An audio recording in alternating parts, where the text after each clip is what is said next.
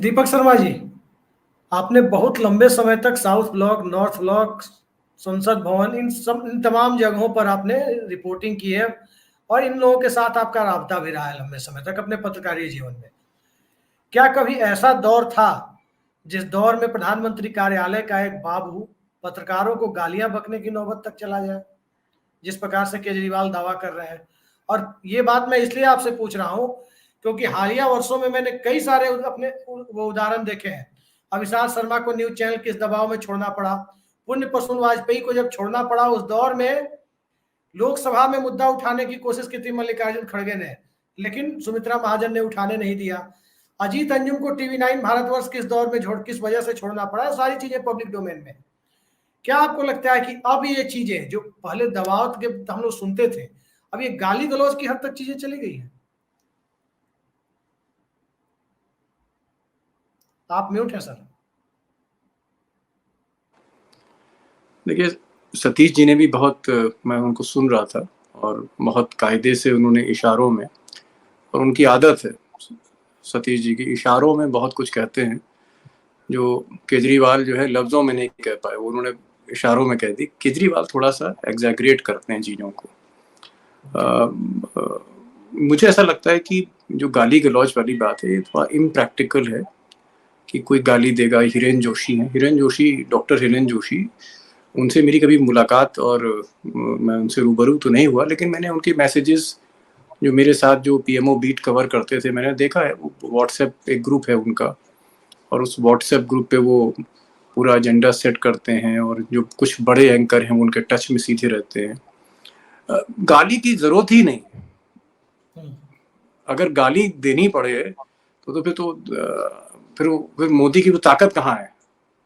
तो गाली जैसी चीजें, बिना गाली के ही लोग सब लेटने को जहां तैयार हों और सिर्फ इशारा समझ रहे हो चेतक की तरह, तो गाली वाली बात थोड़ा एग्जैगरेशन है। लेकिन ये बात केजरीवाल जी की एकदम सही है कि प्राइम मिनिस्टर ऑफिस से इंस्ट्रक्शंस जाते हैं, और ज्यादातर जो जो जो मीडिया पर जो एक गोदी वाला जो लेबल लगा है, गोदी मीडिया का 2014 के बाद, ये लेबल ही इसी वजह से लगा है कि एक सेंट्रलाइज्ड इंस्ट्रक्शन दी जा रही है। जैसे मैं प्राइम मिनिस्टर ऑफिस 2014-15 में जब कवर मैं कर रहा था, उस वक्त हम लोगों को ज़्यादातर दो लोग, एक तो principal information officer prime minister office, वो सारी चीज़ें बताते थे, या अक्सर प्रधानमंत्री कार्यालय में जो डीजी होते हैं, प्रेस इंफॉर्मेशन ब्यूरो के डायरेक्टर जनरल, वो और उनके जो सलाहकार हैं। तो पहले अगर आप मनमोहन सिंह की सरकार देखेंगे तो वहाँ पर हरीश खरे साहब थे, पंकज पचौरी थे, और भी कई लोग थे जो आपको बताते रहते थे कि ये करिए वो करिए। और एक चुनी हुई सरकार, उसको पूरा अख्तियार है, पूरा हक है, अधिकार है कि वो अपनी खबरों को पुश करे। हमारी खबर कोई भी है, चाहे वो कॉरपोरेट हो, चाहे वो विपक्ष हो, सब लोग हमको फोन करते हैं कि हमारा पक्ष आना चाहिए, इस खबर को ऐसे कर दीजिए।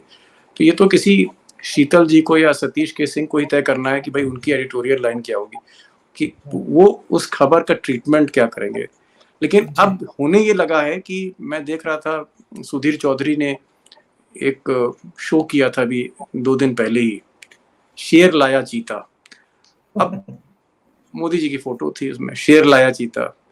अब उनको कोई बताए कि भाई ये 2009 में 10 में जब जयराम रमेश जो थे, वो एनवायरमेंट एंड फॉरेस्ट के मिनिस्टर थे, उनका एक करार हुआ था प्रोजेक्ट चीता को लेकर। उसके बाद एक पूरी एक स्टडी कराई गई थी, और जो इनिशिएशन हुआ इसका, चीता को यहाँ लाना है, ये पिछली सरकार में हुआ।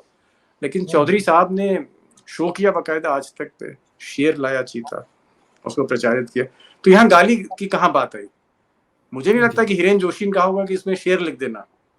जब आदमी खुद लेटने को तैयार है, जब आदमी खुद झुकने को तैयार है, जब आदमी खुद पूरी तरह से जो एक मीडिया का जो एक, आप यूं कह सकते हैं, जो उसका इसेंस है ना, वो सब खो चुका है, पूरी तरह से जमीर नहीं बेच चुका है, तो वहां मुझे नहीं लगता कोई गाली देगा।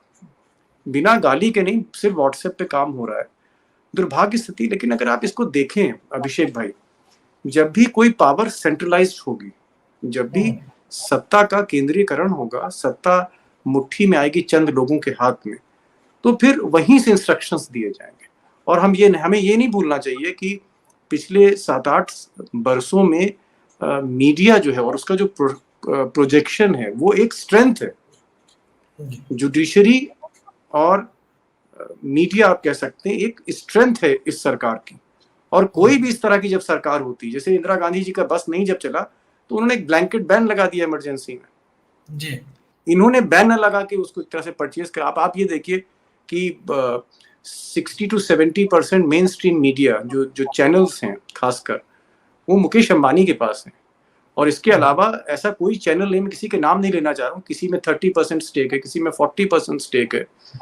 एनडीटीवी का भी मसला वो मुकेश अंबानी के ही इन्वेस्टमेंट की वजह से जी। आप न्यूज नेशन को देख लें, बहुत से ऐसे चैनल हैं जहां पर मुकेश अंबानी ने कहीं पर उनके पास डायरेक्टली उनका स्वामित्व है और कहीं पर अप्रत्याशित तौर पे उनके हाथ में। और बाकी जो 20-25% जो मीडिया है उसका टेक ओवर शुरू हो चुका है। अडानी साहब ने 29% स्टेक एनडीटीवी में हॉस्टाइल टेक ओवर किया ही है उन्होंने, और फैसला सेबी में हो सकता है सेबी उनके पक्ष में चला जाए। उनकी अगली नज़र ऐसा लोग कहते हैं बेनेट एंड कोलमैन पर है, और बेनेट एंड कोलमैन भी एक बड़ा समूह है। तो हो सकता है 2024 तक ये जो हम दो हमारे दो की बात होती है, जो अडानी और अंबानी है, इनके हाथ में आप मोर देन 90 और 95% देश की मीडिया आ जाए। तो एक बिजनेसमैन से आप क्या करेंगे? अगर एक बिजनेसमैन कोई चैनल को चला रहा है जो देश का सबसे बड़ा अमीर आदमी है, तो अगर देश का सबसे बड़ा अमीर आदमी वही अगर मीडिया का ठेकेदार है तो वहां सच की गुंजाइश नहीं रहती।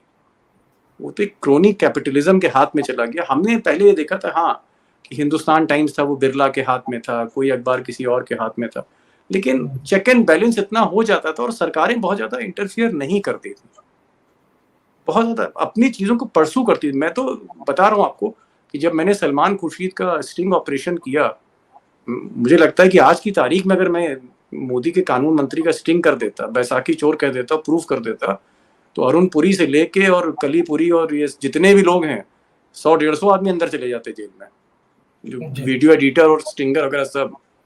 लेकिन कुछ नहीं हुआ। सलमान खुर्शीद साहब ने डिफेमेशन के कुछ केसेस हमारे ऊपर दर्ज कराए, सरकार ने कुछ भी नहीं कहा। मेरे ख्याल मनीष तिवारी उस वक्त थे, थोड़ा सा एक तलखी हुई कि भाई हमारा भी पक्ष रख दीजिए, यही होता है। तो ये एक मुझे लगता है कि जो माहौल था पहले, जहां पर इन्वेस्टिगेटिव जर्नलिज्म होती थी, स्टिंग ऑपरेशंस होते थे, खबरें जाती थी, सरकार से सवाल किए जाते थे।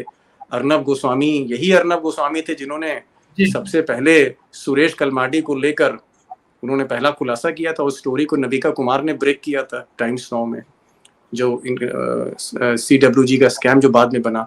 2G स्कैम में जो राडिया टेप्स थे वो भी हमने देखा कि अर्नब गोस्वामी ने चलाया। आज अर्नब गोस्वामी जो है वो 1000 करोड़ से ज्यादा एक मीडिया समूह के मालिक हैं। तो आप उनसे एक्सपेक्ट नहीं कर सकते।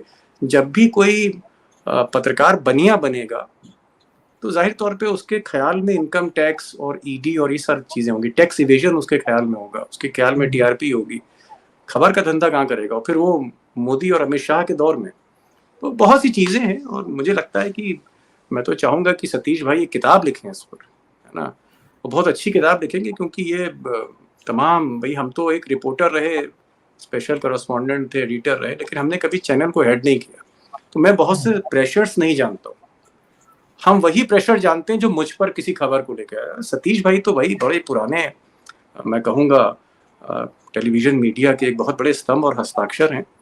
इनके सामने नई पीढ़ी आंखों के सामने आई है, तो ये चाहें आज की तार में। और एक चीज़ बड़ी अच्छी मुझे सतीश जी की लगती है कि हमेशा बोलते हैं तो फिर वो, मतलब केजरीवाल का लहजा तो नहीं है वो बहुत, लेकिन जो बोलते हैं वो हिम्मत के साथ बोलते हैं।